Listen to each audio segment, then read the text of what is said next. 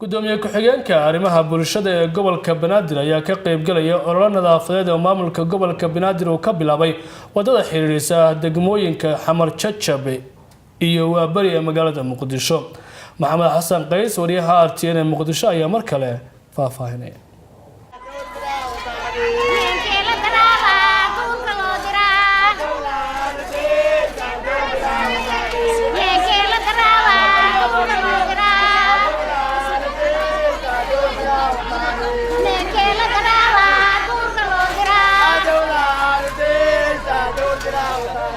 gudoomiye ku-xigeenka dhinaca arrimaha bulshada ee gobolka Banaadir Basma Amir Shaketi ayaa olole nadaafadeed ka bilowday wadada xiriirisa degmooyinka Waabari iyo Xamar Jajab ee magaalada Muqdisho. ololaha nadaafadeed ee gudoomiye ku-xigeenka arrimaha bulshada ee ka bilowday wadadaasi ayaa qayb ka ah bilic soo celinta magaalada Muqdisho. Marwo Basma Amir Shaketi ayaa warbaahinta la hadashay xilli olole nadaafadeed ee ka fulinaysay wadadaasi. labada gudoomiye ku-xigeen ee arrimaha bulshada ee degmada Waabari iyo Xamar Jajab eegana aad iyo aad aan ugu mahad celinaa dhammaan bulshaweynta reer Xamar Jajab iyo Waabari gabdhaha har iyo habeen u taagan iska wax u qabsiga waan ognahay maamulka gobolka Banaadir waxaan rabnaa inaad taariikhda way idin xuseysaa waxaan rajeynaa inaad wax badan aan ka bedeli doono hadaan nahay maamulka gobolka Banaadir xaq iyo xuquuq wixii lagu leeyahay waa dadaaleyna waana raadineynaa haduu Ilaahay yiraahdo idinkana waxaan idinka rabnaa inaad u taagnaatiin wadankan idinka iska leh cid kale oo sugaya ma lahan dalkaaneed wiligiis iska wax u qabsiyaa lagu dhisay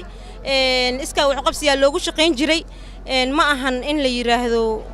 dhibaatada jirto waa ognahay laakiin iska wax u qabsiga waa in la adkeeya ani caaw waxaan u taaganahay inaan markastana waxaan u taaganahay maalintiina xafiisyada ugu shaqeeya bulshada habeenkiina waxaan u taaganahay inaan nadaafada kala shaqeeyo degmooyinka degmo walbana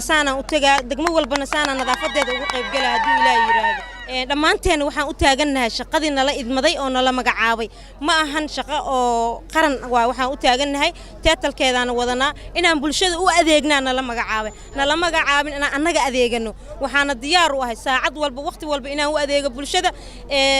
canshuurta laga qaado bulshadana in loogu adeego maamulka gobolka Banaadir wuxuu diyaar u yahay canshuurta laga qaado bulshada in loogu adeego inay heli karaan school free ah inay heli karaan waxbarasho free caafimaad free ah inay heli karaan nadaafada loola shaqeeyo. Basma Amir Shaketi ayaa sidoo kale waxay baaq u dirtay qaybaha bulshada labada degmo si ay uga qayb qaataan nadaafada degmooyinkaasi. waxaan ugu baaqayaa inay gacan nagu siiyaan nagu taageeraan nadaafada ee nala ilaaliyaan cid kale aysan sugin wadankan idinka iska leh reer Xamar Jajab iyo reer Waabari ka shaqeeya nadaafada ganacsatada waxaan ka codsanaynaa mar labaad iyo mar saddexaad inay ka shaqeeyaan hortooda inay nadiifiyaan nadaafada waa iimaanka barkiisa qof kasto muslim ah qof kasto Soomaali ah waxa laga rabaa inuu nadaafada ka shaqeeyo nadaafada cid ay sugaysa mala waxay sugaysaa Soomaalida ku nool caasimadan magaalada Muqdisho hari habeenaan u taaganahay dhammaan waa u mahad celinaa inta ka qayb qaadatay